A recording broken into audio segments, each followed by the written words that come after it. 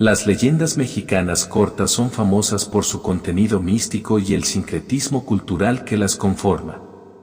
Son parte importante de la cultura popular, ya que representan y al mismo tiempo transmiten valores e imaginarios sobre la vida y la muerte, lo masculino y lo femenino, la moral y la injusticia, las sanciones y las recompensas. En este video encontrarás leyendas mexicanas cortas, así como una breve descripción sobre este tipo de narrativas y cuáles son las funciones que cumplen. Las leyendas son los relatos que se transmiten de generación en generación a través de la palabra hablada y en menor medida a través de los textos. Se trata de narraciones que pueden incluir elementos y personajes históricos, fantásticos o sobrenaturales, que interactúan con las personas e impactan los fenómenos de la vida cotidiana. Por lo mismo, las leyendas varían de acuerdo con el lugar donde emergen y la cultura que las transmite. En las leyendas mexicanas podemos encontrar un amplio repertorio de imágenes simbólicas y representaciones míticas que cumplen funciones sociales importantes. Aunque existen muchas más, a continuación veremos algunas de las leyendas mexicanas más populares. La Llorona. Cuenta la leyenda que hace mucho tiempo existió una mujer que, en un intento de vengarse del hombre que amaba, asesinó a sus hijos ahogándolos en un río. Inmediatamente después se arrepintió y ante la culpa decidió suicidarse. Desde entonces, vaga por las calles de distintas ciudades al caer la medianoche, especialmente se aparece cerca de lugares donde hay agua y repite sin cesar: ¡ay, mis hijos! Por esto es conocida como la Llorona. Las raíces de esta mujer y los motivos que la llevan a vengarse varían de acuerdo con la versión. Asimismo hay quienes cuentan que se trata de una mujer que se aparece específicamente a hombres borrachos y a través del susto les castiga. El Popocatépetl y el Iztaccíhuatl. En el centro de México existen dos volcanes que se llaman Popocatépetl e Iztaccíhuatl, tal como habían sido nombrados un guerrero azteca y la hija de uno de los jefes, respectivamente. Popocatépetl tuvo que ir a la guerra, pero le prometió a Iztaccíhuatl que volvería tan pronto como fuera posible. No obstante, otro guerrero que los había escuchado y también se encontraba enamorado de la hija del jefe, le hizo saber a Iztaccíhuatl que Popocatépetl había muerto en combate, aunque esto no había ocurrido. Fue tanta la tristeza que Iztaccíhuatl decidió quitarse la vida, y cuando Popocatépetl regresó y no encontró a su amada, hizo lo mismo. En un signo de estremecimiento, los dioses decidieron reunirlos de nuevo en la forma de dos grandes volcanes. El Callejón del Beso. Esta leyenda, típica de la ciudad de Guanajuato, cuenta que un padre receloso había separado a su hija Carmen de su enamorado. A tal punto le disgustaba el vínculo amoroso, que le prometió casarla con otro hombre, más rico y prestigioso, que vivía fuera del país. Antes de cumplir con ello, encerró a la hija en una de las típicas casas de la ciudad, que se caracterizan por encontrarse en alto y una muy cerca de la otra, divididas únicamente por un pequeño callejón. Para fortuna de los enamorados, la ventana de la habitación de Carmen colindaba con la de una casa en venta, que fue rápidamente adquirida por el enamorado, como única solución para su reencuentro. Así los enamorados pudieron estar juntos nuevamente. Pero, poco después, fueron descubiertos por el padre, quien presa de la furia, clavó una navaja en el pecho de su hija. Su amado solo pudo darle un beso de despedida. Desde entonces, este callejón ha sido bautizado como el Callejón del Beso, y es tradición para las parejas que lo atraviesan, besarse ahí mismo.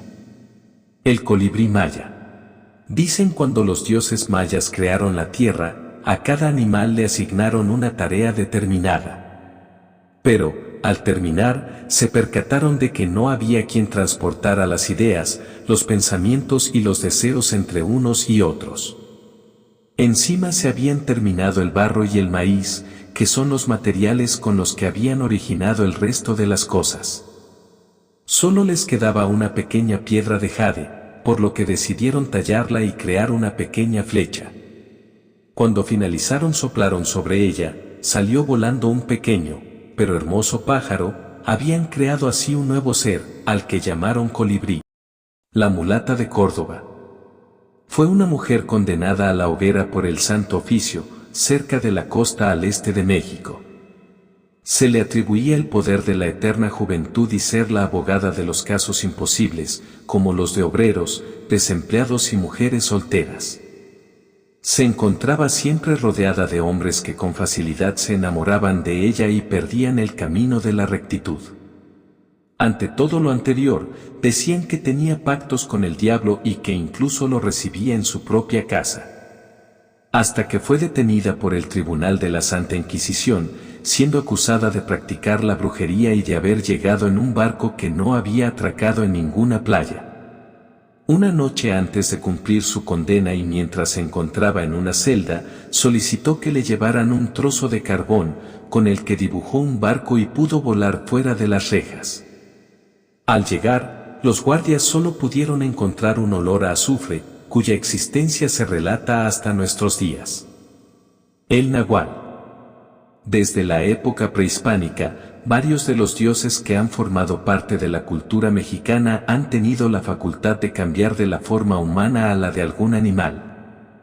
Esta facultad se trasladó después a brujos, brujas y chamanes, quienes adquieren las habilidades del animal en el que se transforman y lo utilizan en favor de la comunidad. Así pues, dice la leyenda que los nahuales se aparecen constantemente a las personas, especialmente a la medianoche y tomando la forma de animales comunes. Esta es una de las leyendas mexicanas en las que se nota la influencia del folclore prehispánico, fundamentado en muchas creencias animistas, según las cuales objetos y animales no humanos tienen facultades intelectuales propias de nuestra especie. El Callejón del Diablo. Ubicado en la Ciudad de México, cuentan que en este callejón se aparece el mismísimo diablo. Un hombre escéptico decidió comprobar tal historia, con lo que se animó una noche a caminar por ahí. Se trataba de un lugar sombrío donde se encontraban algunos árboles. Cuando no llevaba ni la mitad del camino se detuvo, ya que creyó haber visto una sombra detrás de un árbol. Enseguida continuó andando, y cuentan que la sombra se le acercó, tomando la forma de un hombre que reía intensamente. El hombre antes escéptico salió corriendo, pero comenzó a sentir que el suelo se hundía y le atrapaba con fuerza para impedir su huida. No obstante, logró escapar y transmitir su encuentro con el diablo a quienes se encontró por el camino. En otras versiones se cuenta que la aparición fue hacia un hombre borracho y que, para evitarla, es necesario depositar diariamente joyas y ofrendas bajo el árbol donde se aparece. La Isla de las Muñecas. En Xochimilco, una de las delegaciones de la Ciudad de México donde se encuentra un gran lago con numerosas trajineras, se cuenta que un hombre llamado Julián Santana recolectaba muñecas abandonadas. El hombre vivía en una de estas trajineras, y la razón por la que juntaba las figuras era para ahuyentar a los espíritus del lago. Específicamente, don Julián ofrecía estas muñecas en símbolo de paz para ahuyentar el espíritu de una niña que murió ahogada ahí mismo. Actualmente existe una pequeña isla con las muñecas recolectadas por don Julián en los canales de Xochimilco, y dicen que el alma de este hombre vuelve constantemente para cuidarlas. De esta manera, esta leyenda mexicana ha dado paso a una leyenda urbana cuya realidad transcurre en el tiempo presente. El árbol del vampiro de Guadalajara. Hace muchos años, un extranjero proveniente de Europa llegó a un poblado de la zona de Guadalajara, México. Era una persona extraña y reservada, pero su falta de interés en socializar con la gente de la región no era lo más inquietante. De hecho, desde la llegada de este hombre misterioso, empezaron a aparecer primero cadáveres de animales, y luego cuerpos sin vida de niños, todos ellos desangrados.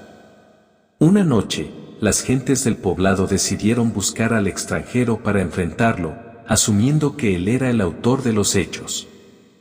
Esa noche lo encontraron intentando morder a un lugareño, así que le clavaron una estaca de madera y luego sepultaron su cuerpo bajo una pila de ladrillos.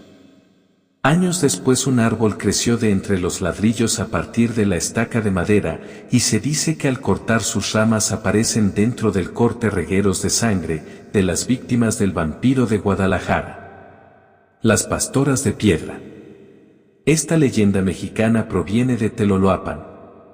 Nos cuenta que hace muchos años, dos pastoras se unieron a un grupo de peregrinos que, a partir de haber realizado promesas al Señor de Chalma, se desplazaban a su ermita caminando durante varios días, para rendirle tributo. Pero llegado cierto punto del trayecto, las pastoras comunicaron al resto que estaban agotadas y que se arrepentían de haber prometido ir a Chalma, de modo que esperarían allí a que el colectivo de peregrinos regresase en su camino de vuelta. Sin embargo, al empezar a caminar de nuevo, estos últimos echaron la vista atrás y en vez de divisar a las pastoras, solo vieron dos rocas con forma de mujer. La leyenda del conejo en la luna. Se trata de una de las leyendas infantiles más populares de México e involucra al dios Quetzalcóatl y a un conejo blanco. Cuenta la leyenda que Quetzalcóatl bajó a la tierra adoptando una apariencia humana para pasar desapercibido entre los hombres. Durante su estancia quiso visitar todos los seres de la creación, así como todos los valles, ríos, montañas, bosques y árboles que poblaban la tierra. Al cabo de un tiempo, el dios empezó a sentirse cansado y hambriento, es por eso que decidió sentarse a descansar en una roca que encontró en el camino. Al hacerse de noche, Quetzalcóatl encontró un conejo bondadoso a su lado que estaba comiendo. ¿Qué estás comiendo?, le preguntó el dios al conejo que seguía comiendo por su cuenta tranquilamente. Zacate, respondió, ¿quieres un poco?, preguntó el conejo con voluntad de ayudar. Gracias, pero yo no como zacate, le respondió el dios Quetzalcóatl con resignación. ¿Y qué comerás entonces?, preguntó el conejo. Nada, seguramente moriré de hambre y sed, contestó Quetzalcóatl. Ante esa respuesta el conejo se sintió muy mal y en un acto de generosidad exclamó: «Tan solo soy un simple conejo pero puedo servirte de alimento, cómeme y así no te morirás de hambre». Al contemplar ese acto tan noble, el dios Quetzalcóatl cogió en brazos al conejo y lo elevó bien alto hasta la luna, donde su cara quedó estampada en uno de los lados del satélite. Acto seguido bajó al conejo de nuevo hasta la tierra para que pudiera contemplar su cara en la luna, como recuerdo de aquel acto de generosidad que tuvo hacia el dios Quetzalcóatl. La leyenda del sol y la luna. Cuenta la leyenda que en el inicio de los tiempos la tierra estaba oscura, en tinieblas, con una noche perpetua y sin un rayo de luz que iluminara el cielo. Al contemplar esto, los dioses que vivían en el cielo decidieron reunirse para crear el sol y solucionar el problema. La reunión divina se organizó en la ciudad de Teotihuacán, una de las más importantes del reino de los dioses, donde estos decidieron hacer una gran hoguera que pudiera ser vista desde todos los confines del universo. Durante la reunión decidieron que uno de ellos debía convertirse en sol y que cualquiera que quisiera presentarse como voluntario debería saltar dentro de la gran hoguera y después salir de ella convertido en sol. Solo 2 voluntarios se presentaron como candidatos para convertirse en sol. El primero fue Texistecatl, un dios que vestía ropa ostentosa, era fuerte, hermoso y rico, pero a la hora de saltar se acobardó y salió corriendo despavorido. El segundo voluntario fue Nanahuatzin, un dios pobre pero valiente y con buenos sentimientos, quien saltó a la hoguera y salió victorioso convertido en sol, ante la mirada atenta de todos los dioses del cielo. Al ver convertido en nuevo sol a Nanahuatzin, Texistecatl sintió una gran vergüenza y se lanzó para salir convertido también en sol. Tras ese acontecimiento, los dioses coincidieron en que no podría haber 2 soles y que había que hacer algo al respecto.